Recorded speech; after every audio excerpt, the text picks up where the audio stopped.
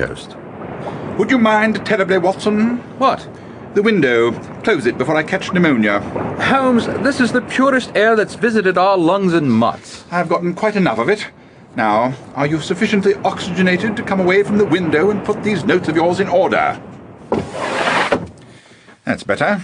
Now, where were we before you took your deep breathing exercises? Well, we were trying to decide whether to use a pseudonym for poor Mrs. Wheelock of Brixton. Oh, yes. In the case you called the Veiled Lodger. I have no wish to embarrass her, and besides, I didn't have much of anything to do in that matter anyway. I wish you hadn't written it up. Oh, now, who can that be? The maid, maybe? The maid's hand is too small to pound like that. See who it is, will you? Yes. Which one of you is Sherlock Holmes? Who's asking? Thaddeus Blount is who's asking. I am Sherlock Holmes. What can I do for you? You can tell me who hired you to come here. Nobody hired me to come here. I'm on holiday. It'll do you no good to lie about it. I know it was either my son or my wife. I don't know your son or your wife. Well, you listen to me. I'm warning you. You keep out of my affairs, or you'll bloody well regret it. Mark my words. Good heavens! What do you make of that? An angry boor of a man, inflamed by drink. Yes, he was. He reeked of it. It's not even noon yet. Apparently he has something to hide, something involving his family. I shouldn't doubt he's not much loved. But much feared. Did you notice if he drove up while you were here at the window? There's a trap with a black horse in front of the inn. No, it's been there for some time. It might be worthwhile to make some inquiries about Mr. Blount. I thought this was a holiday. A holiday from London, not from thinking. Oh, look, there he goes. Oh, you're right, he's getting into the trap. Big fella. Yes. A man his size could do some damage. Well, there he goes, laying whip to the horse. Yes, I hope we've seen the last of him. Oh, dash it. Now I'm in no mood to go back to our paperwork. Well, at this rate, we may not ever get to it. I'll see who it is this time. Mr. Holmes? Ah, the innkeeper. Yes, Sir, Briley's my name. I come up to apologize. I tried to stop him, but... You have a fresh wound on the side of your head. Yes. Oh, it's bleeding. I'm sorry. I must look a fright. Come in, Mr. Briley. Well, I don't want to be any trouble. Not at all. Watson, a towel and a basin of water for Mr. Briley. Of course. Was it Blount who did that? Oh, yes. He has a terrible temper. When he came roaring in demanding which room you were in, I tried to stop him and he knocked me down. Yeah, let me have a look at that. I'm a doctor. It's nothing. Let Watson tend to it, while you tell me a few things about this man Blount. What did he hit you with? The back of his hand, but he caught me off guard. I notice he wears 3 rings on each hand, and those can tear flesh. That's right. I expect that's what did it. I brought my medical bag, Mr. Briley. I'm going to put something on those cuts. Oh, that's awfully good of you, but you needn't bother. I just came up to, Yes. Tell me about Blount. Who is he? Well, he's my landlord. He owns this building. Owns a lot of property around Seagrave. He thinks that his wife or his son hired me. Why would they hire a detective? I wonder if his wife and son are in some kind of danger from him. And, well, you may wonder. He's a brute of a man. I don't mind saying he'll smash whoever stands in his way, man or woman. And it's worse when he drinks. Oh, he'll stay away from the bottle for months at a time. Then something will get under his skin and he'll come in here and drink the place dry and knock down anyone who tries to stop him. Now, I'm going to put a little of this on those cuts. Oh, stings a bit. And where are the police when he's on a rampage? We just have a constable, but he can't do much about him. Blount owns half the town, including the house the constable lives in. I get your point. Anyway, I just came up to say I'm sorry he bothered you, and I hope you'll have a good stay otherwise. And thanks to you, Doctor. Oh, don't mention it. But you still haven't told me any reason why Blount's wife and son might need the services of a detective. Well, it's not for me to say exactly, but... Well, Mrs. Blount, she inherited a lot of money. It might have to do with that.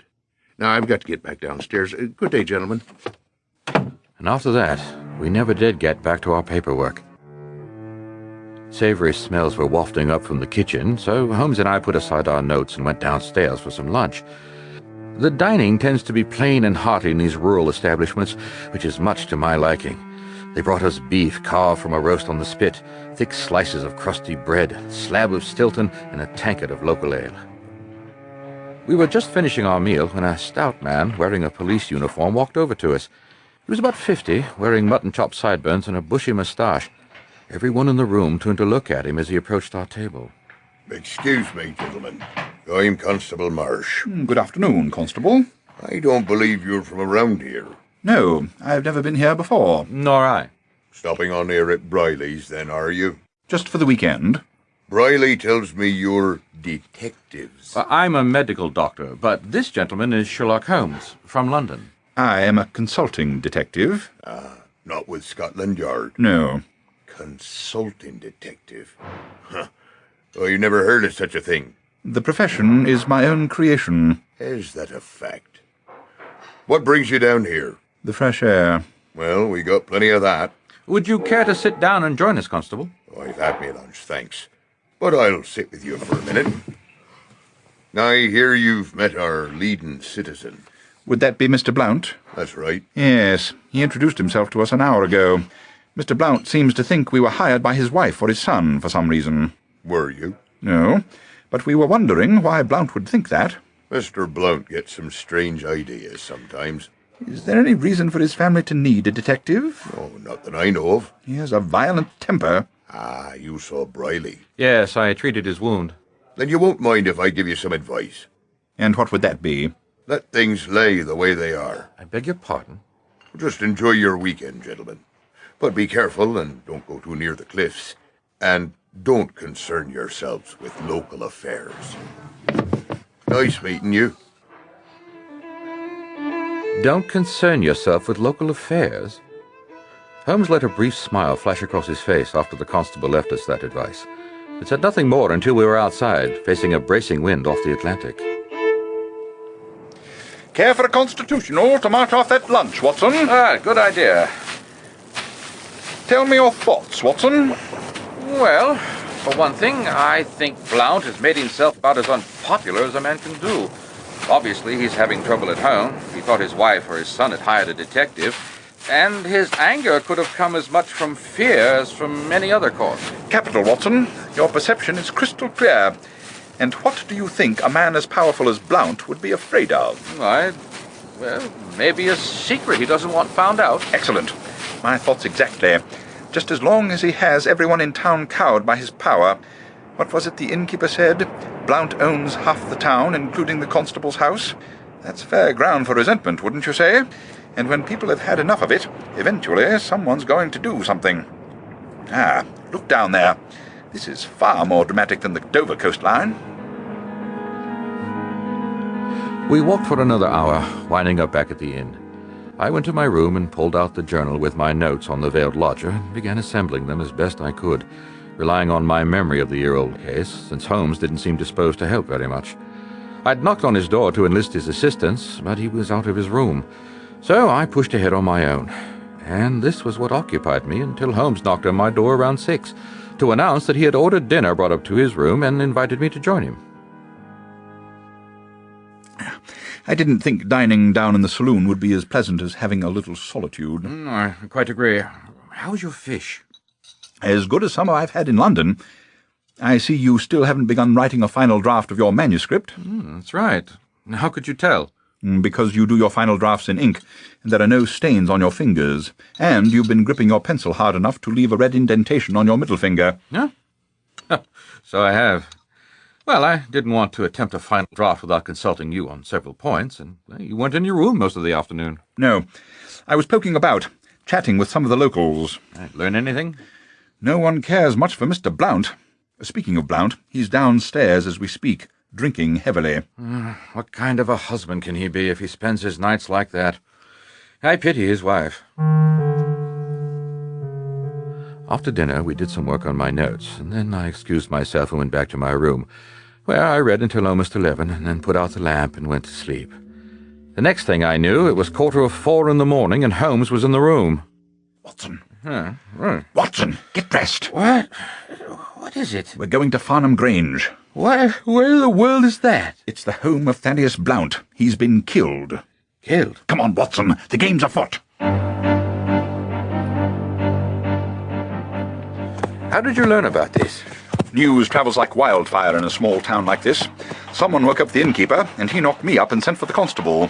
Well, what did Briley tell you? Only that Blount's wife discovered her husband dead in the carriage house, and she sent her son to ride into town with the news. Farnham Grange, gentlemen. Thank you, driver. We'll need you to wait. Oh, looks like the constable's here already. Who's this? Oh, Watson and Holmes. I hope you have no objection, Constable. Well, I just got here myself. Come on. The body's in the carriage house. You've talked to Mrs. Blount? I haven't talked to anyone yet. Young Edmund, well, that's her son. He rode into town and told Briley at the inn. Briley woke me up. I just got here and went up and took a look at the body. Oh, here comes Edmund. Constable? Yes, it's me. These two men are detectives from London. Really? How fortunate. Here's my mother. Oh, good evening, Mrs. Blount. Well, I should say good morning. Yes, Constable, it is nearly daybreak. These two gentlemen are out from London. They're detectives. Well, I'm a physician, Mrs. Blount, Dr. John H. Watson. This is Sherlock Holmes. You have our deepest sympathies. Sherlock Holmes? Sherlock Holmes and Dr. Watson? I've read about your work. Imagine your being here. We happen to be staying at the inn. I hope we can be of some service. The body's in the carriage house. See? He's still in the seat of the trap. What time was it when you discovered the body? It was about 2:45. Something woke me and I came down here to see what it was. And that's when I found him. The reins still in his hands. I woke Edmund and had him ride into town for help. What woke you? I don't know. I dressed and came downstairs. I looked out at the carriage house and thought I saw that the trap was back, so I came out to see if he was too drunk to climb out of it. Could it have been the sound of a gunshot that woke you? No, it sounded like something fell. Would you permit Dr. Watson to have a close look at the body, Constable? He was shot from the left side. The bullet must have entered the heart, passed through the body, and came out... Yes, here.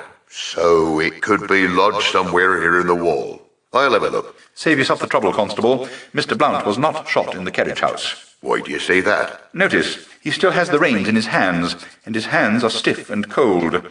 The oat bag is almost empty, and there's a fair-sized pile of droppings on the ground. What's that got to do with it? Now, the man's body temperature and the thickened blood suggest he died 4 or 5 hours ago. Considering the air temperature, the blood coagulation, and the degree of rigor... Yes, around midnight. And here, I'll wager the horse nosed its water bucket off the peg, trying for a drink. That's what Mrs. Blount heard at 2:45. So you think he was shot before he ever got here? You think it was a dead man drove the horse home? Come now, Mr. Holmes. His horse would know the way from many visits to the inn. Watson, observe the scorch around the bullet hole in his jacket. Yes, shot at very close range. Point blank, I'd say. Watson and I will have a talk with Mrs. Blount, if that is agreeable with you, Constable. I'll come with you. A few minutes later, we were in the study of Farnham Grange, the 5 of us seated in front of a fire. Mrs. Blount, did you know that your husband called on Watson and me at the inn yesterday? No, he said nothing about it to me. He never told us what he was doing. He suspected that you had hired me. Why would he think that? I don't know. I know why. He was afraid he'd be found out. That what would be found out? That he was a cheat and a swindler, and a wife-beater on top of that. Was Thaddeus Blount your natural father, Edmund? No, he was my stepfather. My real father was Nelson Farnham. He died 10 years ago when I was 9. And Mother married Blount 2 years later. But Thaddeus was different then. Oh, yes. He played the perfect husband and father, so he could get his hands on our estate. Please, Edmund. You see, Mr. Holmes, Farnham Grange was Nelson's ancestral home. After he died, I tried to raise Edmund and manage the estate by myself. Thaddeus had been our banker and solicitor. When he asked me to marry him, while I may not have actually felt love for him, it seemed the wisest thing to do. But he began to drink, and he drove people out of their homes, cheated people of their investments. I should have seen the kind of man he was becoming. He would be drunk for days on end, and then one day he took his whip to Edmund and threatened to whip me as well. My word, the man was a blackguard. That's when I told him if he didn't change his ways, I would go to the authorities and tell them what I knew. That took great courage, Mrs. Blount. But now, at last, someone's taken care of him for good. Later that morning, around 9, the constable held an inquest in the Seagrave Inn, which had the largest room in the village. The Blounts, Holmes and I, Briley the innkeeper, and half a dozen other men were there. Last night, you were asking most of the questions, Mr. Holmes. Now it's my turn. By all means, Constable. Edmund, where were you all last night? Home. Until Mother woke me and told me he'd been shot. You wouldn't have ridden into town to get your father to come home, would you? Stepfather. Of course not. He could stay here and rot for all I care. You're not thinking Edmund could have done it? Just asking, Mrs. Blount. Now, how late did Mr. Blount stay here in your place, Briley? He finally left just before midnight. Did you have a hard time getting him to leave? He knew closing time was 11, but he hadn't finished his bottle. And the rest of you men, you were here last night? They were. Would any of you like to come forward with anything you'd like to say? Maybe you'd like to ask them something, Mr. Holmes. Thank you, Constable. Most gracious of you. How many of you had been badly treated by the late Mr. Blount? Just raise your hand. All of you.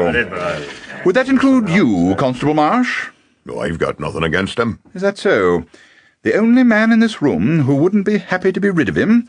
I heard Mr. Blount was going to send the drayman round to the house he rents to you and take away your furniture for delinquent payment. Who have you been talking to? Blount was about to strip you of your job, the roof of your head, even the bed you sleep in. Who told you that nonsense? And so, you waited until Blount staggered out of here and began to drive north along the road to Farnham Grange. It was your last chance. So you waited outside the inn, and when Blount staggered out, whipped up his horse in his accustomed way, you sprang onto the seat beside him. You're daft. You shot him, pulled the horse to a halt, and leapt to the ground, leaving this behind. One of the brass buttons from the right sleeve of your uniform. What? I found it in the front of the trap. And I see a button's missing, isn't it? It was you. It was you, Marsh.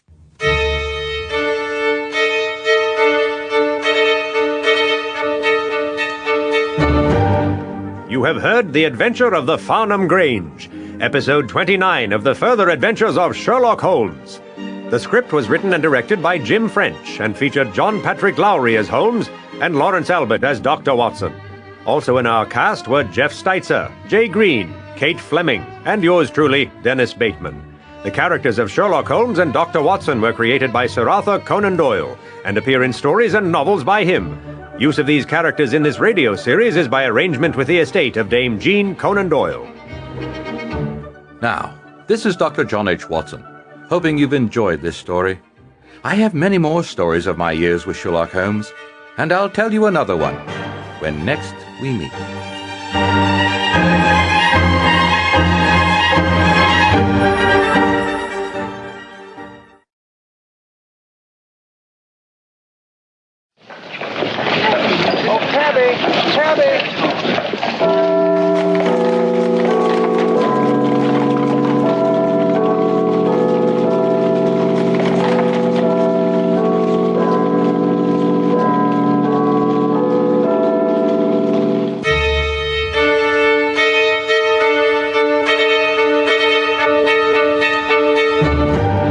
Further Adventures of Sherlock Holmes, featuring John Patrick Lowry as Holmes and Lawrence Albert as Dr. Watson.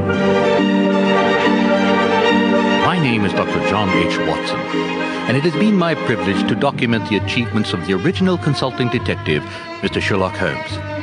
Many of the cases in which I collaborated with Holmes put my medical experience to use, and none more so than a curious series of crimes that took place in London during the fall of 1889.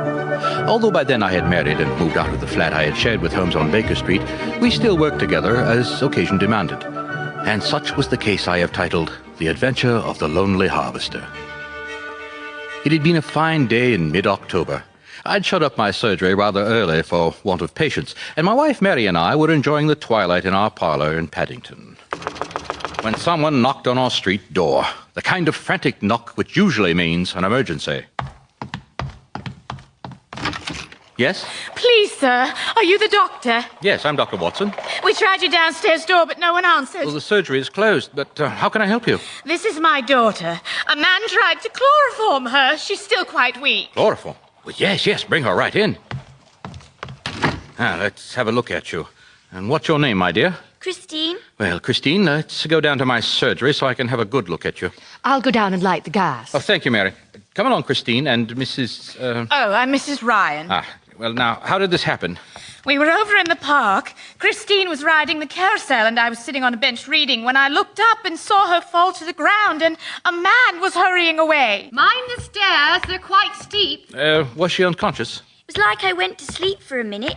Will I die? No, my dear. You're getting better right now. Have you called the police, Mrs. Ryan? No. All I could think was to get her to a doctor. Our regular doctor is in Wellington Street, but I remembered I'd seen your sign the other day and you were closer. Well, I'm glad to be of help, but with children being abducted right and left all over town, I think you should speak with the policeman as soon as possible. Yes, I'm sure. We just live on the other side of the park. Here we are. Now, I want you to sit up on the examining table, Christine. All right. That's the girl. Now, tip your head so you're looking at that lamp. That's right. Well, the eyes are tracking normally. Is your vision normal, Christine? Can you see all right? I think so. Well, no permanent damage was done. Oh, thank God. Well, my girl, you seem healthy enough otherwise. Not dizzy or anything. I was, but I'm not anymore. Good. And just how old are you? She's nearly 9. I can still go to the Halloween party, can't I? She's invited to a party tomorrow and all her friends will be there. Well, you'll go to your party and have a splendid time. I don't know. I don't feel I should be letting her out of my sight after this. Oh, Mama. Now, Christine, tell me everything you can about the man who did this. What did he look like? Was he tall or short? He was kind of tall. As tall as I am? Yes, I think so. Now, did he seem as old as I am? I don't know. Well, did he look as old as your daddy? I don't know. I haven't seen my daddy. Her father has been away a long time. On business. Oh, I see. Well, was there anything you especially remember about this man? Well, he had very blue eyes. And what did he say to you? I don't really remember. He just held out a bag of candy like he wanted me to go with him, but I wouldn't. And then he grabbed me and put a cloth right over my face and I couldn't breathe. I fell down and Mama came and the man ran away. Mrs. Ryan, you'll want to get this information to the police as soon as possible. Of course. So she's all right then? I think so. If she didn't lose consciousness, there's no reason for concern. Oh, I'm so relieved. Thank you, Doctor. Now, if you'll give me your bill, I'll send you a check. No, there'll be no charge. But I'll be glad to pay you. My husband sends money to his bank all the time. No. Just give this girl a good meal. Yes, of course. We're just on our way home. Now, thank the doctor, Christine. Thank you. And Mrs. Ryan, you should report this to the nearest policeman right away. What with so many little girls being taken, well... Yes, I will. And I'm ever so grateful. Now we must be going. We've already interrupted your evening. It was no trouble at all. Only too glad to help. Here, this way out. Well, let me stop a cab for you. Oh, no, we'll just walk home. Can't we take a cab, Mama? Just this once? No, we'll walk. Come along, Christine. Good night, Doctor, and thank you again. You sure you don't want a cab? No, thank you. We'll be fine. Well, that was interesting. Wasn't it? She may have seen this man who's been taking all those children. No, I mean Mrs. Ryan not hiring a cab, and her daughter acting as if she'd never ridden in one. Yes, I did notice that. And her mother made a point of saying they live on the other side of the park, and her husband sends money to his bank. People of real means don't need to impress anyone. And that dress the girl was wearing has been mended several times. John, they're poor, and she's trying not to show it. Mary, you're as observant as Sherlock Holmes. I suppose I should stop round to Baker Street in the morning and tell him about this. Why not go tonight, and I will go with you?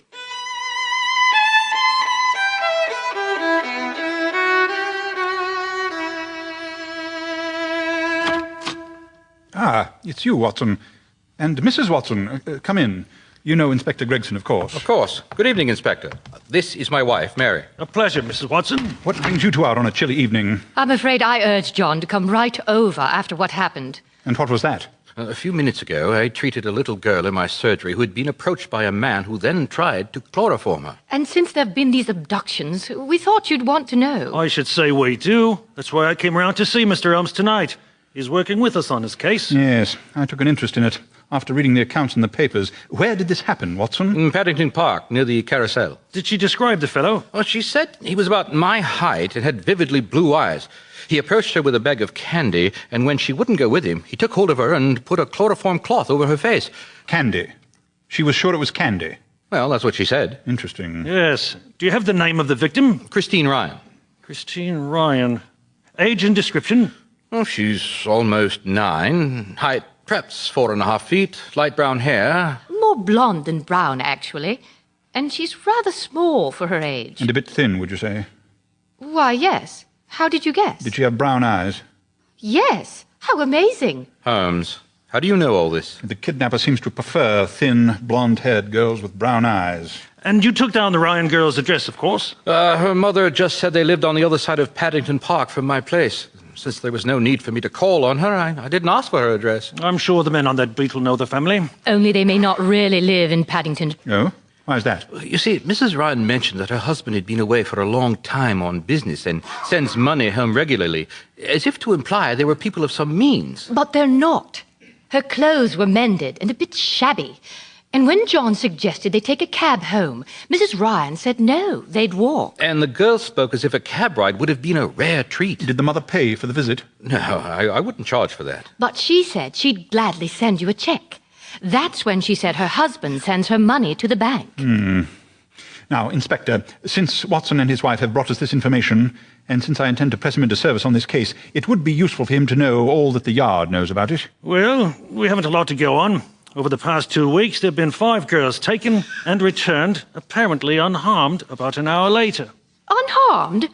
Are you sure? Yes. They were all taken as they were walking in the street or playing. The girls all seem to fit the description you've given of the Ryan girl.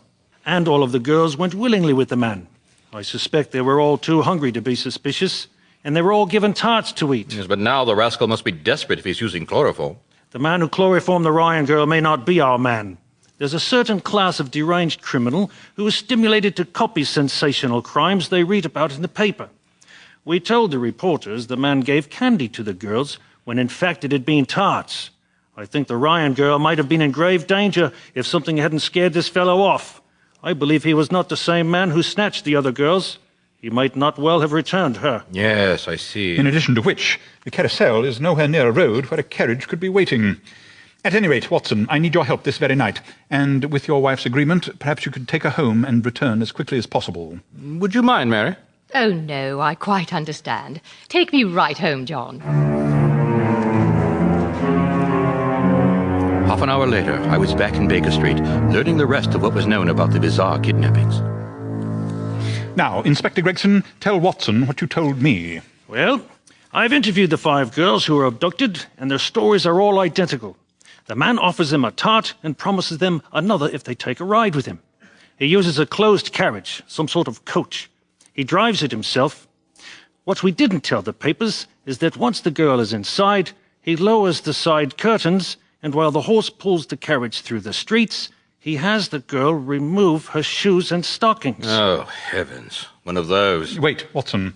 Now, tell what the fellow does then, Inspector. Well, he looks at their feet. He just looks at their feet. And then he has them put their stockings and shoes back on and drives them back to where he picked them up. And he doesn't harm them in any way? Apparently not. Some of the girls thought it was an adventure.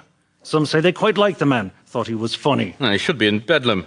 It may only be a matter of time before this creature does some real harm. He may have some mental fixation compelling him, but he may have a good reason for doing what he does. A good reason? What could be a good reason for such behavior? In my medical experience, anything of this sort would call for immediate hospitalization in the criminal ward. I have a theory in mind, but I must talk with as many of the girls as possible. Can you supply me with their addresses, Inspector? Well, you're welcome to my notes on my interrogations. And I'm sure they're quite complete. I'd just like to see these girls for myself. Then I'll be round first thing in the morning, Mr. Holmes, and we'll see them together. Early the next morning, I returned to Baker Street to find Holmes dressed and impatient to interview the 5 girls. We had coffee, and then Inspector Gregson arrived in a 4-seat coach with the Scotland Yard emblem on the door. Our first stop was at a squalid house in Camden Town and a girl named Alice, who described her captor as a dustman. Then to Hackney, where a delightful urchin called Gwen said the man looked as poor as her own father. By 9, we were in a working-class neighborhood of Bethnal Green to meet Barbara, and then on to Walthamstow, and a girl called Evangeline. He said he had more tarts in his carriage if I'd take a ride with him, so I said, why not? What did his carriage look like? Black and sort of tatty. Tatty? Like it needed fixing. Everything was loose. The roof flapped. I see. Now, Evangeline, how would you describe the man's voice?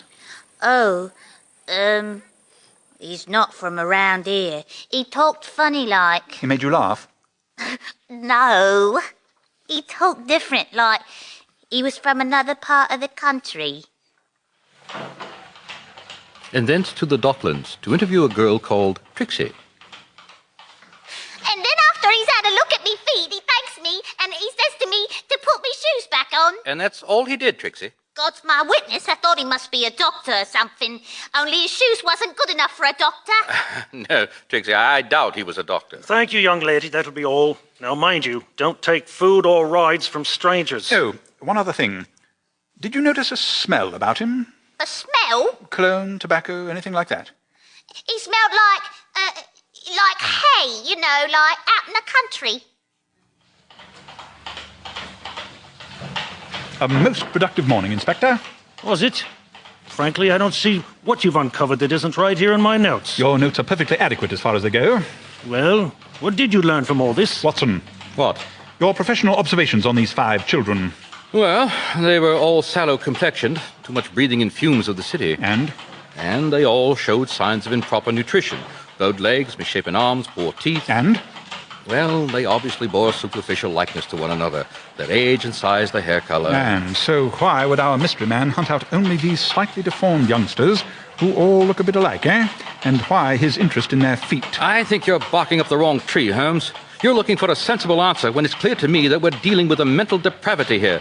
His fascination with their feet should tell you this man is insane. Then why didn't he examine the feet of children from middle-class homes? Why has he preyed only on the poor? Because they were the most vulnerable. Surely that should be obvious to you. Rich children can play in supervised yards behind fences. The poor must play in the street. These hungry little waifs are the only children this monster can hope to capture. Watson, I salute you. Your scope of the facts is most commendable. But your conclusions are wrong. Wrong? How are they wrong? You shall see for yourself in the hours just ahead. Inspector? Yes? We must find Mrs. Ryan, and we must locate the bank near Paddington where she may have an account. Have your men do that. In the meantime, I will be totally immersed in the daily papers. And we rode back to Baker Street with Holmes absorbed in thought, with an eager smile playing about his lips. We spent the rest of that afternoon in Holmes's rooms in Baker Street, which were now covered in a white blanket of newsprint. On the way home, he had stopped at a news vendor's and purchased back copies of every London newspaper. Now he sat cross-legged in a chair, ripping apart one edition after another. Holmes? Holmes? Holmes? Unless you have something of immeasurable importance to say just now, pray don't say it. I was merely going to offer to help you look for whatever it is you're looking for. It would take me longer to explain what I'm looking for than the time it would save if you were looking for it too. I'll get it, Watson. I'll get it. Holmes here. Excellent. What about the bank? I see. Where are they coming from? Scotland. Bring Mrs. Ryan and daughter here to Baker Street tonight. No, 6 o'clock is too early. Can you make it 8? Good. Then 8 it is. Any luck finding the coachman? Keep trying. He'll be somewhere in the East End. And when your men find him, bring him straight here. Gregson has located Mrs. Ryan and her daughter. So I gathered. Are they coming here? At 8. I need more time to read the agony columns. The hours dragged by. I felt completely useless. As much as I wanted to help Holmes in his search, he wouldn't tell me what he was looking for. And then, as I was standing at the window, watching twilight fade into darkness and the lamps go on in the street... Yes. At last. Here he is. What is it? Joan. Searching for C. Able to help. Want to come home. Send address box 395. Signed Thomas. Well, there must be 100 ads like that in the papers. Not like this one. Help me clean up this mess, Watson. They'll be here in an hour.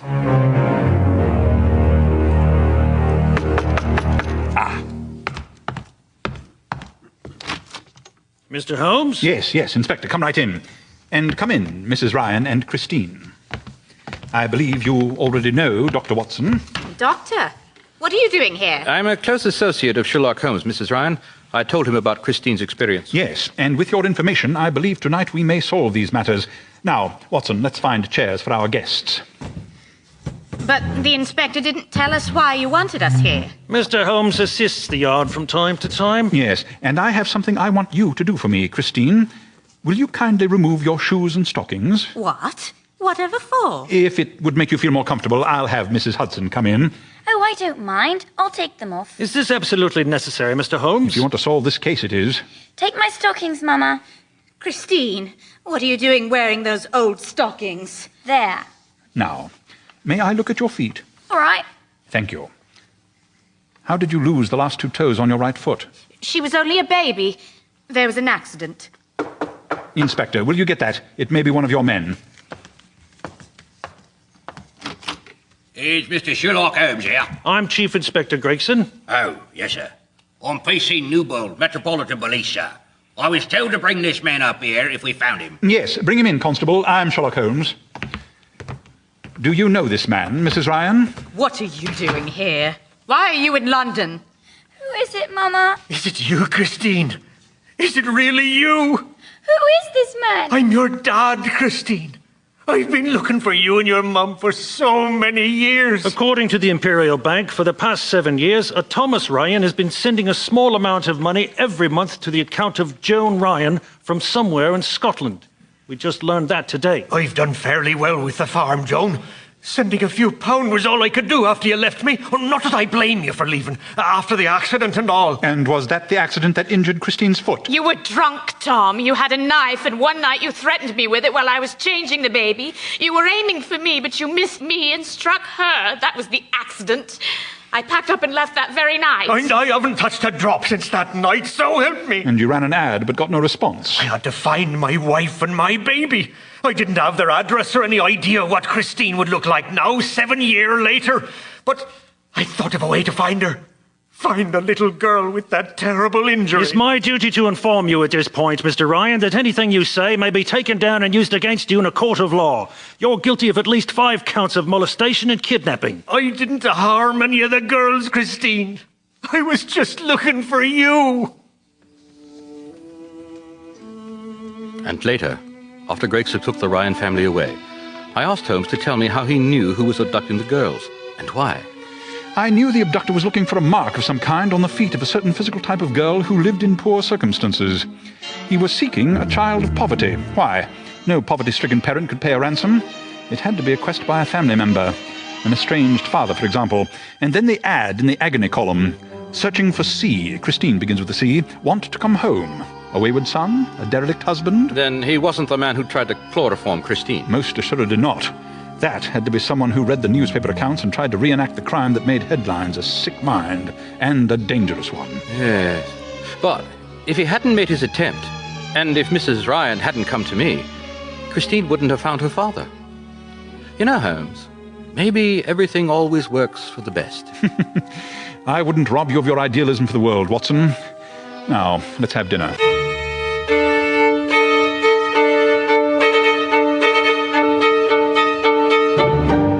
You have heard episode 31 of The Further Adventures of Sherlock Holmes, written by Jim French and featuring John Patrick Lowry as Holmes and Lawrence Albert as Dr. Watson. Also in our cast were Mary Ann Dorward as Mary Watson, John Murray as Inspector Gregson, Dennis Bateman, Balmer Roger, and Sarah Schenken. Our engineer was Jason Shavey. Sound effects by Cheryl Jacobs and David Person. The violinist was Coral Sepulveda.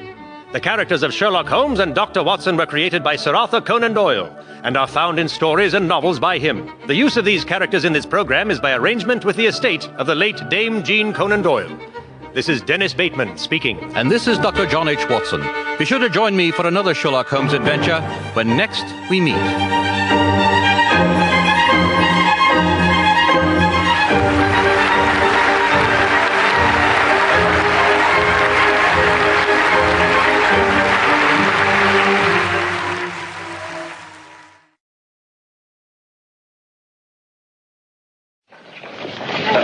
Oh, Tabby! Tabby!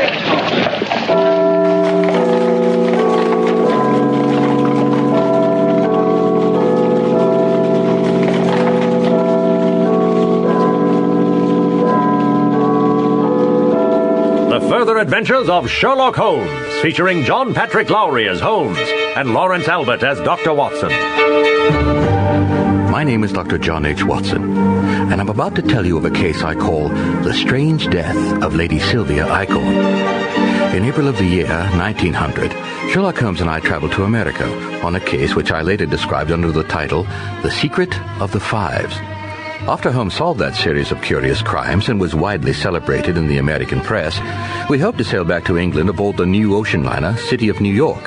But we found that all first-class accommodations had been fully booked. But then, through the help of our client, Mr. Delaney of the United States Secret Service, a good-sized stateroom became available.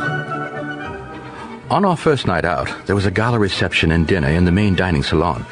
Each passenger was assigned to a specific table. Ours was table 9, just off the dance floor.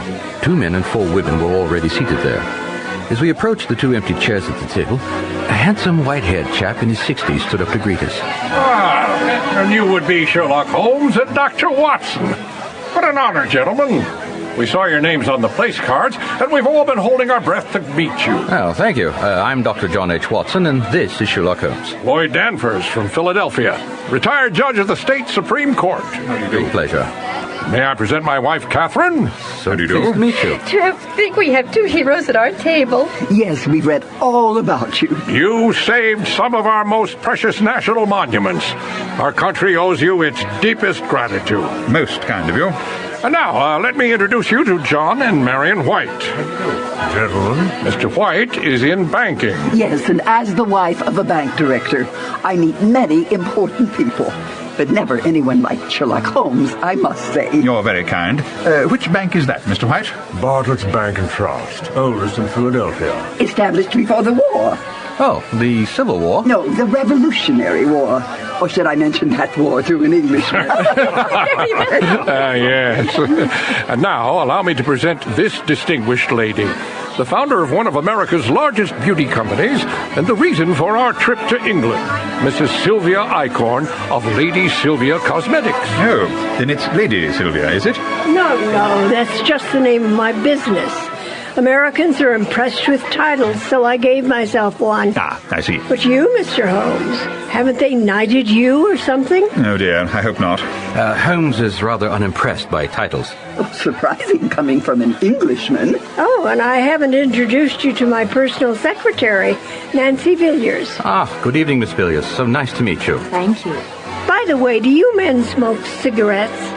I hear your English cigarettes are stronger than ours. I'm dying to try one. As a matter of fact, Holmes has done a monograph on smoking tobacco. You must get him to explain the difference in the ash from one brand to another. It's quite fascinating, actually. He finds that you can distinguish the brand of tobacco by examining the residue. I don't care about the ashes, Doctor. I just want to trade smokes. I'll give you one of mine if you give me one of yours. I didn't bring mine with me, sorry. Oh, well, another time then. Was this your first visit to our country, Mr. Holmes? Yes, it was, Mrs. Danvers. But Watson's been there before, haven't you, Watson? Yes, in fact, I met my first wife in America. Oh, is that so? How did you meet? I'm sure we'd all love to hear that story. Well, we'll have to wait. Here comes our waiter. You know what to order for me, John. Yes, dear. The table conversation was mostly small talk about Mrs. Eichhorn's rise to prominence in the cosmetics trade, and I will say she certainly used plenty of her product, and spoke loudly and smoked incessantly, something no well-bred Englishwoman would do. Holmes said very little. I could see he was becoming increasingly bored, and at 10:15 we excused ourselves and returned to our stateroom. Oh, well, I'm ready for a good 8 hours of sleep. Always seem to sleep well at sea. Then I hope I won't disturb you if I write for a while. Huh? Just making a few notes of the evening. Really? I thought you were bored to death. On the contrary, Watson. What you took for boredom was careful observation. Oh? And what did you observe? Well, Lloyd Danvers, the judge, is accustomed to power and respect. His wife Catherine basks in his glow and clings to him as if he might slip away. Then there's the banker, John White, and his haughty wife Marion. He lets her do most of the talking, while he does sums in his head. And then that Eichhorn woman, smoking in public, wearing all that jewelry and makeup, and the rest of them paying court to her as if she really was nobility. Well, of course, the only real aristocracy America has are the wealthy. But her secretary, Nancy Villiers, was quite the opposite, wasn't she? Quiet, demure. Bit plump, but rather fetching. Like a pigeon among peacocks. Holmes. Women are as puzzling to me as another species entirely. That's quite right. Well, I'll let you get to your writing, and I'll go wash up. Fine. Have a good wash. I studied my reflection in the mirror, not so much as an act of self-admiration as it was clinical observation practiced over my years as a doctor. And all I could see were the bags under my eyes from lack of sleep. Well, not too bad for a man of 48, I must say. Well, now to try out that bed.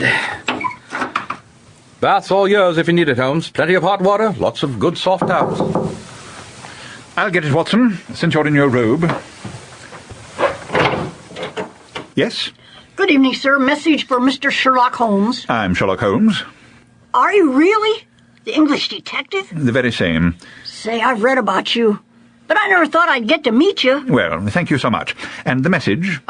Yes, sir. Here's the note. Thank you. And the lady wants me to wait for a reply. Very well.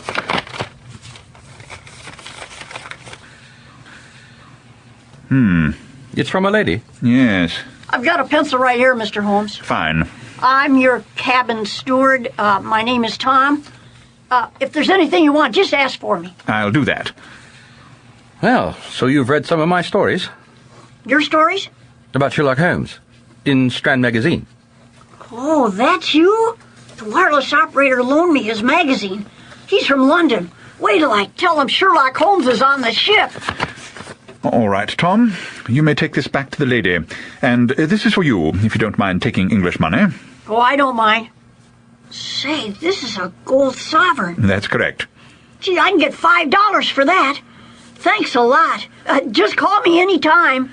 Anything else, gentlemen? No, that'll be all for now. Right. Well, good night. Good night. Watson, hop into some warm clothes if you care to accompany me. Where are you going? Out on deck. At this time of night? Whatever for? The note was from Mrs. Eichhorn, and she seems to be in some distress that couldn't be discussed in her stateroom. She wants to meet me on the promenade deck. The promenade deck was dark and deserted, and a cold, wet wind lashed in our faces. Then we made out the faint glow of a cigarette a few yards from us, and there, in the alcove between lifeboats, we found Sylvia Eichhorn, wrapped in an ankle-length fur coat. Mrs. Eichhorn. Well, I didn't expect both of you. Sorry to put you out. How may we be of service? Well, I'll tell you as quickly as I can, so we can get out of this cold. I'm opening an English branch of my company. Oh? The people in my party are coming along to help me do it. John White has letters of credit to the Bank of England, and Lloyd Danvers has the legal papers I'll need when we get there. I see. I've been trying to keep my plans as quiet as possible so the competition wouldn't get the jump on us. But now the cat's out of the bag, and the big cosmetic firms know we're coming. Oh, I appreciate that you're a loyal Englishman, Mr. Holmes, but I need to trust you. In fact, that's why I got you and your friend on this boat. Excuse me, you got us on this boat? That's right. Delaney owed me a favor. Delaney, the head of the Secret Service. My late husband was in Congress, Senator Eichhorn of Delaware. He helped Delaney get his job.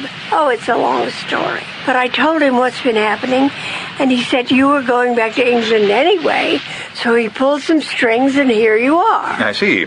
And what exactly has been happening? Someone's trying to stop me from doing business in Britain. How do you know that? Well, the printing company in Philadelphia labeled 1,000 of my face cream jars upside down. Said their machinery did it. That cost me 2 weeks' delay in shipping them. Meanwhile, I sent 50 cases of face powder to Liverpool, and then I got a cable saying they'd all been ruined by salt water by the time they got there. Now, I don't think that was accidental. Then I would suggest you contact the American police. But now some English union workers say they'll get up a boycott against any shops that sell my products, unless we make them in England with English workers. And if I have to open a factory and train a workforce over there, I'll go broke before I can make a penny profit. Yes, I'm sure. Confidentially, I took out a big loan to do this expansion. And if I can't meet the payments on time, they'll call in the loan and I could go bust. So right now I'm kind of a 6s and 7s. I don't know who I can trust. So can I hire you to help me, Mr. Holmes? The meeting was brief, but it kept Holmes awake for hours. I quickly fell asleep. The next morning he was still in his bed when I was aroused by a rapping on the door of our stateroom. My watch said 8:15. I got out of bed and fumbled into my robe. Yes, I'm coming. Who is it? Judge Lloyd Danvers. Oh, well, I'm sorry. Holmes isn't up yet, and I'm not dressed. We have an emergency, Doctor. Emergency? Are we sinking? No, nothing like that. It's Mrs. Eichhorn. What about her? She's dead. And Nancy Villiers is terribly ill. I called the ship's doctor, and he's taken Nancy to the infirmary. I'd be grateful if you and Mr. Holmes could come to her room. Yes, just give us a minute. We'll be right with you. Minutes later, we were in the suite shared by Mrs. Eichhorn and Nancy Villiers. In one of the 2 bedrooms lay the body of Mrs. Eichhorn, fully dressed, her limbs in a most grotesquely twisted posture. Her face was coated with rouge and powder, and her crimson-lined mouth was frozen in a grimace that was horrible to look upon. Well, this is how I found her. You found her? When Sylvia and Nancy didn't join our party for the 7:30 breakfast, we became concerned, and I came up and knocked on her door. Nobody answered, so I finally had the steward open it. Nancy was unconscious, and Sylvia was, well, the way you see her. I had the boy get the ship's doctor. Did he examine the body? Well, only to confirm that she was dead. He was anxious to get Nancy to the infirmary, since there was nothing he could do for Sylvia. You may want to step out of the bedroom while Watson and I examine the body. Oh, and please see if you can find the steward and have him come here. Anything you say. What do you want with the steward? Young men in that line of work often see and hear things that others don't. Now, let's have a look. Are we seeing rigor mortis here? No, I think not. The body's still warm. Death must have happened less than 2 hours ago. What would you say? Yes, and yet the muscles are locked in spasm. What could have caused that? Wait. What? What's this I see? On the floor under the edge of the bedclothes. An empty medicine vial with a dropper in it. From a chemist's. The label reads, 1 drop before meals. There's still a little in it. Yes, let's see. Yeah, bitter as gall. Let me try it. Oh, good Lord. Unless I'm very much mistaken, this is strychnine. Rat poison? Some doctors prescribe tiny doses as a tonic to stimulate the appetite. It's very dangerous. I've never done it. How much would it take to cause the kind of spasm she suffered? I don't know the potency, but the literature says strychnine causes violent muscle contractions before death. Very well. Watson, I'm going to leave you here for a few minutes. See that nobody touches anything. Where are you going? To the wireless room, to inform Scotland Yard there's been a murder on the ship, and to have a man on the dock in Liverpool to take the killer into custody. Wait a minute. Do you think you know who did this? No, but by the time we dock, I'll have him. That would be the steward. Yes, sir. You sent for me? Come in, Tom. Yes, sir. Did anyone order anything to be brought to this stateroom this morning? Yes, sir. A pot of coffee. Turkish coffee. Would you recall what time you brought it? I'd say about 6:15. And what time was it when Judge Danvers got you to open the door? When I came back to pick up the tray. Around 7. He was knocking on the door and he said no one was answering, so I took my key and opened it. And what did you see? Well, I saw Miss Villiers. She was plenty sick. Then I saw the dead lady. I've seen lots of things, but I never saw anything like that. Is she still in the bedroom? Yes. Oh, boy. Had all the coffee been drunk from both cups? There were 3 cups. 3 cups? Yes, sir. The lady said to bring coffee for 3. But you can see 2 of the cups still have coffee in them. What lady? Well, I thought it was Miss Villiers. I couldn't tell over the telephone. And when you brought the coffee, who was in the room? Miss Villiers and Mrs. Eichhorn and Mrs. White from A6. You want me to take the coffee stuff away? I want you to leave it just as it is. But I do have one more errand for you. Please ask the ship's doctor to come to this cabin and bring Miss Villiers if she's able. I should also like the Whites and the Danvers to join us. Can you do that? Leave it to me, Mr. Holmes. Now, Watson, I'll leave you to examine the body in your most thorough manner. I'll be back as soon as I can. When the others arrive, say nothing about my suspicions, because one of them will be the killer.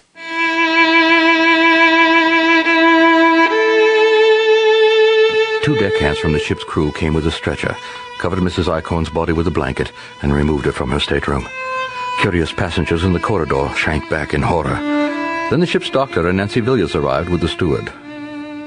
I'm Dr. Evans. Tom said Mr. Holmes wanted me to bring Miss Villiers back to her suite. And he wanted you and Tom to stay too, if you can. He'll be back directly. I'm Dr. John H. Watson of London. I'd heard you were aboard, Doctor. Pleased to meet you. Miss Villiers, how are you feeling now? A little better, thank you. I gave her an emetic. I think that got rid of most of the problem. But you'd better sit and rest, Miss Villiers. Yes, thank you, I will. Do you know why Mr. Holmes wanted us here? I'm sure he'll explain as soon as he gets back. The boy said Mr. Holmes wanted to meet us here. I don't know whether he meant us to bring our wives. Oh, I'm sure he did, Mr. White. Come in. Both of you, come right in. Nancy! Oh, my dear, there you are. I'm so glad to see you're all right. Catherine and I are here, too. Hello, Dr. Watson. Where's Holmes? He'll be back in a minute, Mr. Danvers.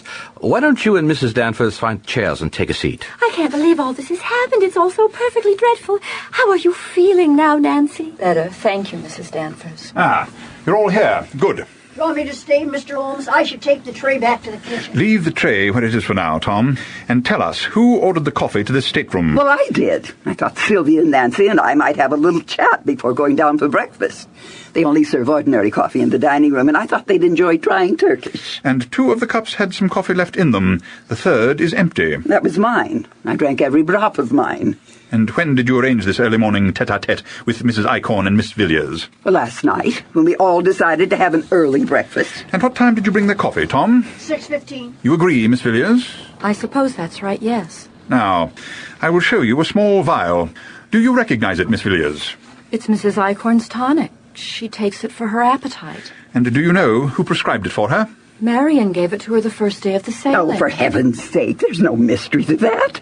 I was underweight for years, so my doctor gave me a tonic to improve my appetite. I loaned it to Sylvia to see if it would perk up her appetite. You know how terribly thin she was. Watson, what's in this tonic? Strychnine, I believe.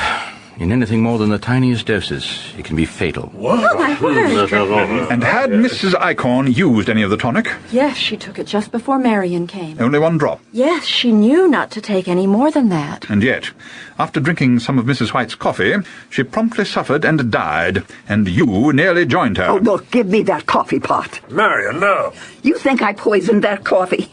Well, watch. First some sugar cubes, and then the coffee. Marion, put that down. Let her drink all she wants, Mr. White. The coffee is quite harmless. There, I drank every drop, just like I did this morning. Except these sugar cubes are nothing but sugar. But before you poured the fatal cups for the 2 ladies, you saturated some cubes with the poison from the vial and dropped them in their cups. Isn't that how it went? Now, look here. Where did you keep them? In your handkerchief? Mr. Holmes, in our country, you'd be guilty of slander. And this ship is United States territory. So I advise you to stop this inquisition immediately and apologize. I'll be happy to.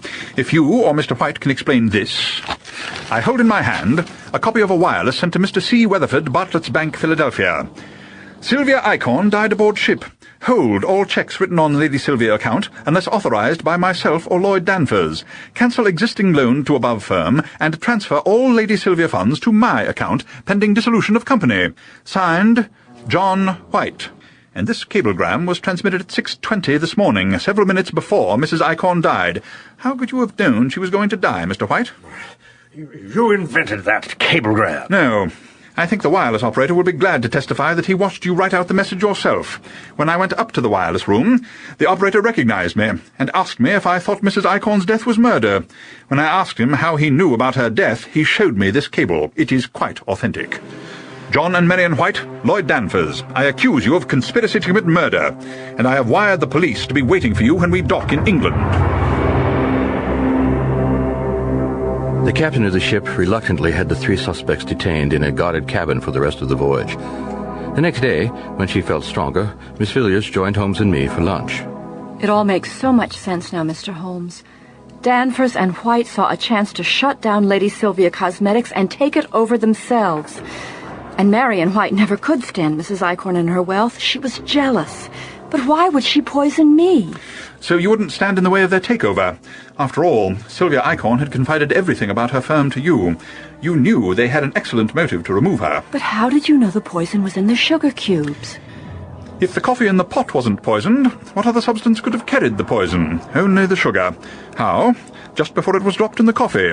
By whom? Someone with a motive. That could only be Mrs. White. She added the poison to some sugar cubes in her own cabin before she visited your stateroom, and simply dropped them into your cup and Mrs. Icorn's. The poison killed Sylvia. Why didn't it kill me? If I may, Holmes, the same dose of strychnine would be more lethal to a tiny person such as Mrs. Icorn than to a person of your more voluptuous proportions, Miss Villiers, with all due respect.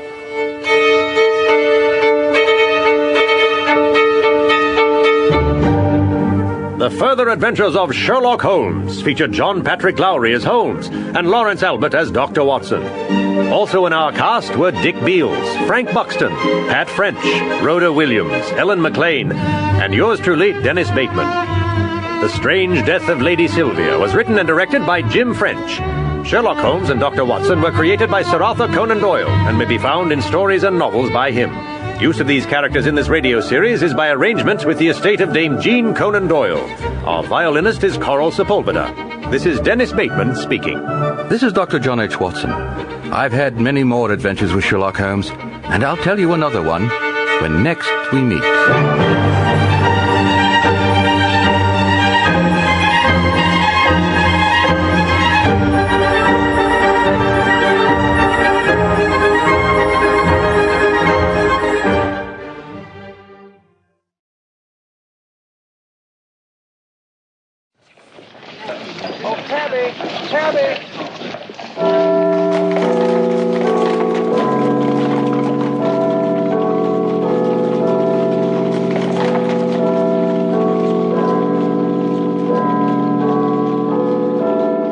Further Adventures of Sherlock Holmes, featuring John Patrick Lowry as Holmes and Lawrence Albert as Dr. Watson. My name is Dr. John H. Watson, the associate and close confidant of that most illustrious detective of the 19th century, Mr. Sherlock Holmes. You will be aware through my descriptions of his procedures that Holmes, though he possessed no more than the usual 5 senses given to us all, had learnt to so attune himself to the use of those senses that he seemed to possess a 6th sense, which, to the consternation of the regular police, gave him powers of deduction that seemed to border on the supernatural. Holmes, of course, heatedly denied that. But sometimes he knew what was going to happen before it happened, as you will learn at the end of this story I'm going to tell you tonight. I had returned to my old quarters in Baker Street following the death of my dear wife, Constance, earlier in the year 1888. I had given up my medical practice, although it would have been beneficial for me, as well as those in need of my services, if I had busied myself treating patients instead of grieving alone. But, as it happened, Sherlock Holmes came to my rescue by asking for my assistance in several cases, one of which was the mystery I'm about to relate. Holmes had been playing his Stradivarius by the window as he watched the rain stream down one dark afternoon, when the pensive mood was interrupted by the doorbell. Oh, what a pity. Here, take the Strad and the bow, will you, Watson, and put them on my bed? Certainly. And while you're in there, bring me my waterproof, will you? Oh, you're going out? Very likely. Oh, well, I'll get mine, too. I laid the priceless violin on his unmade bed and fetched his rain slicker and my own, while Holmes went round the parlor, turning up the gas lamps. Now, we should be ready to have a good look at our caller, who is obviously here on some urgent mission, by all appearances. I'll get it. Yes, Mr. Hudson? A gentleman to see Mr. Holmes. He says his name is Moncrief. He says it's urgent. Show him in, Mrs. Hudson. Go right in, sir. Thank you so much. Will you be wanting anything, Mr. Holmes, Doctor? No, I think not. Very good, gentlemen. Then I am addressing Mr. Sherlock Holmes. At your service. And this is my friend, Dr. Watson. How do you do? My name is Henry Moncrief. I apologize if this is an inconvenient time. I'd have waited till morning, but I've decided I can't live another hour without your help. Which would explain why you had your driver racing up High Street and cutting west to get here. How would you know that? Oh, by the simplest observation. Your hired coach is a Culligan brougham, the style used only by Marble Arch Livery. You've only just rented it because it isn't yet splashed with much soil from the street, and the fastest route from Marble Arch to our address would of course be by way of High Street, the only street where a gallop would be possible at this busy hour, thereby saving several minutes by avoiding the Baker Street shopping district. And the poor horse that pulled you here was clearly not accustomed to being driven that hard. But now, why the haste? Mr. Holmes, you take my breath away. You're as clever as they say you are. Let me explain why I sought you out. Please. But you must promise that you won't dismiss me as a raving lunatic. I won't dismiss you at all. Please, go on. Well, I'm being tormented, followed night and day. Threatened? Not in words. He never speaks. Do you hold with spiritualism? With spiritualism? Appearances of the dead. Since none of the dead has ever appeared to me, I've had no experience along those lines. Well, neither had I.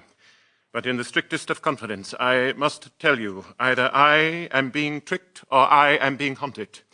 Now, I am not a type of man given over to his emotions. But in the last month, I have come to believe that a man who is dead and buried is pursuing me. Who would that be? His name is Joseph Amherst. Your former business partner? Then you read the report in the papers at the time. That's how I recognized your name. He jumped from Waterloo Bridge, I believe, something over a month ago. Yes, the 5th of September. I saw him do it, so I know he's dead, but blast it all, he comes back. What sort of business are you in? My firm holds various properties to let. You are a rental agent? That's right, Moncrief and Amherst. Were you and Amherst on good terms at the time of his death? Actually, no. I caught him stealing from me. When I confronted him, he promised he'd pay me back, but we both knew that would be impossible. The amount he'd taken was too great. But he begged me to give him 24 hours before turning him in, saying he'd come up with a solution. So what did you do? I gave him his 24 hours. He asked me to meet him on Waterloo Bridge at midnight, where he would make everything right, as he put it. And so? I met him on the bridge. We spoke for just a minute or so. He begged me for forgiveness, and then he suddenly vaulted over the rail. I see. May I, Holmes? Of course. Well, the drop from the bridge to the water wouldn't necessarily be fatal. And last month, the Thames wasn't all that cold. We'd had quite a warm spell, if you remember.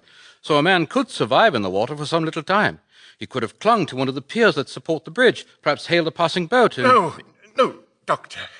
When he jumped, he didn't hit the water. He landed on one of those brick piers and dashed his brains out.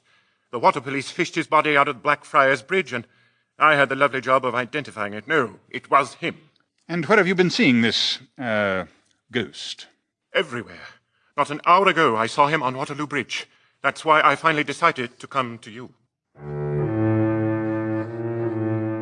Sherlock Holmes dismissed the notion that Moncrief was seeing a ghost, and of course I agreed with him. But Moncrief implored us to follow him down to Waterloo Bridge to take a close look at the scene of his partner's death.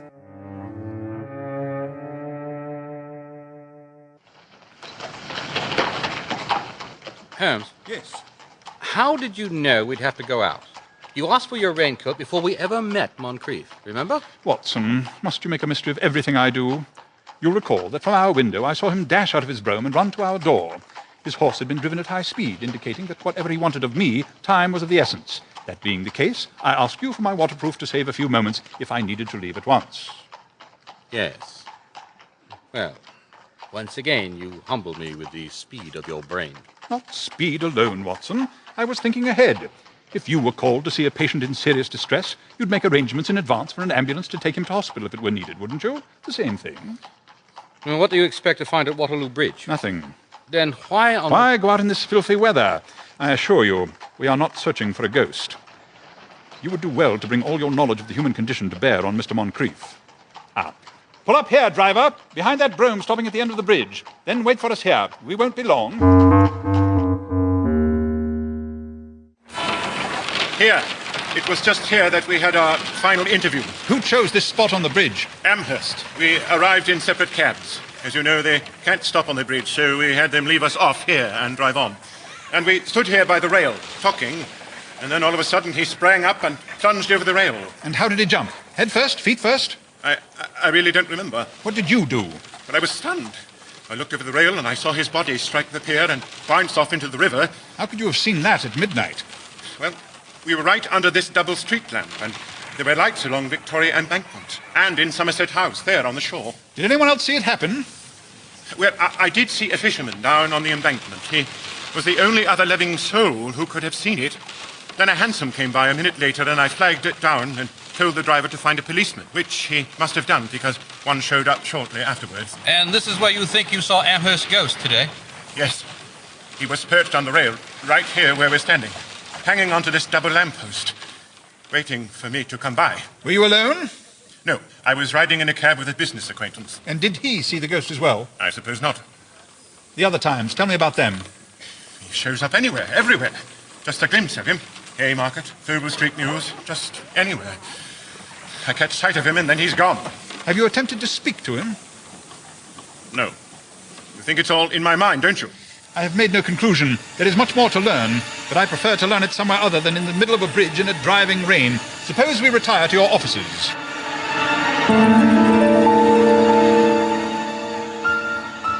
Moncrief and Amherst did business out of a modest three-room suite on Sabine Road in Lavender Hill. Can I offer you some tea? Something stronger. I'm going to have a drink. Nothing for me. I'm a bit chilled. Perhaps a spot of tea? I'll put on the pot. Miss Railton usually takes care of the tea, but she leaves at 5. I'll only be a second. This photograph on the wall. 2 men shaking hands in front of this building. I take it the other fellow is Amherst? Oh, there it is. We had that made when we went into business together. He looks a bit older than you. He was. Just how did you find out that Amherst was stealing from the company? Well, every night I tallied the receipts against the cash on hand. Some of our tenants began to fall behind in their rents, or so Amherst said. He told me not to worry, that he'd take stern measures to get what was owed to us. But the shortages continued for weeks and months and got worse. Finally, I went to some of our delinquent tenants myself. And that's when I found that they'd been paying Amherst, but Amherst had been pocketing the money. Well, at first Amherst denied it, but I persisted, and finally he broke down and admitted he'd stolen the money. Over £1,000 in all. Said he'd had debts he had to pay. Begged me not to turn him in. But I told him we were quits. Bloody awful scene. He did have a wife to support. I suppose I could have given him another chance. But who wants to be in partnership with a crook? Anyway, that's when he asked me to give him 24 hours. I thought perhaps he'd return some of what he'd taken from the business. Excuse me. You're sure you wouldn't like a drink, gentlemen? It was all too clear that Henry Moncrief felt responsible for Amherst's suicide. That would account for his seeing what he took to be a ghost. After we left Lavender Hill, Holmes and I had supper at the Holborn restaurant, and he outlined a simple plan. What Moncrief wants is for me to rid him of his guilt over his partner's demise, but no one can do that for him. I quite agree. So I'd like you to be at his side wherever he goes tomorrow. And if Moncrief sees someone he thinks is his dead partner, you'll follow him and learn his true identity. Then, when Moncrief finally admits that his mind has been playing tricks on him, it would seem to me that our job is done. What do you think? It seems that would be all we can do. And see if you can locate Amherst's widow and get what you can from her. I, in the meantime, will make a few inquiries of my own. Then tomorrow night, we'll compare notes. So before Moncrief opened his office the next day, I called on Mrs. Joseph Amherst. She lived in a comfortable house in Upper Norwood. You work with Sherlock Holmes? Is he looking into the death of my husband? It's not that exactly. Then what is it? I wonder if I might ask you to tell me everything your husband told you about the last few days of his work with Mr. Moncrief. That's what the police asked. I can only tell you what I told them. He was upset about something, but he wouldn't say what. I gathered it had something to do with something personal between the two of them. But he never said what that was. Joseph always protected me from his business worries. That's the kind of husband he was to me. Yes, very considerate. What was his age at the time of this... 50. Now, forgive me, this is a very delicate thing to ask you, and I hope it won't seem rude of me, but I should like to know if you and Mr. Amherst were happy in your marriage. Oh, very happy. And he wasn't in any kind of financial difficulty that you know of? No, Dr. Watson. He left me quite well off. Perhaps you should talk to our solicitor, Mr. Haswell in Regent Street, if you have any more questions. And the purpose of your inquiry is... Sherlock Holmes is looking into the Amherst matter, Mr. Haswell. Good. Maybe we'll get to the bottom of it then. So? I happen to know that Scotland Yard hasn't closed the book on Joseph Amherst's death. How did Holmes get into it? Well, he's acting for a client, and that's really all I can say. Mrs. Amherst? I really can't say. Mr. Holmes has established a rule that he never discloses the names of his clients. Who does he think he is, a solicitor? Well, never mind. I'll tell you this much, Dr. Watson. The facts don't fit. Amherst wasn't the suicidal type, and he certainly wasn't a thief. But the police haven't made any charges. No, They need evidence. Let us hope your Mr. Holmes sheds some light on this tragedy. Keep a sharp lookout, Doctor. He could be on the sidewalk or crossing the street. He could be anywhere. You seem to be most afraid of seeing the ghost on Waterloo Bridge, Mr. Moncrief. I suppose that's because that's the last place I saw him alive. Well, we're only 2 blocks from the bridge. I know. What sort of clothes would this ghost be wearing? He wore what any gentleman wears in business. Black coat and trousers, black hat, something like this one I'm wearing. Amherst seemed to be a bit taller than you in that photograph. He was. And he wore a beard and a mustache. Look, you watch the street and I'll watch the sidewalk on the left. Right. And if either one of us spots someone you think looks like Amherst, I'll take out after him. Although I'm not as fast as I once was. You know, when I was in the army, I could possibly... Look. There. I think that's him. The tall man, standing in the crowd. Yes, I see him. Driver, stop the cab. All right, stay there. Wait. Where is he? Where'd he go? Last I don't see him. Excuse me, did you see a tall man in black? He was just here on the curb. I didn't see no one. Madam, pardon me. Did you see where that tall man went? He was standing right here. What are you talking about? I didn't see anyone. I see. Thank you. Sorry.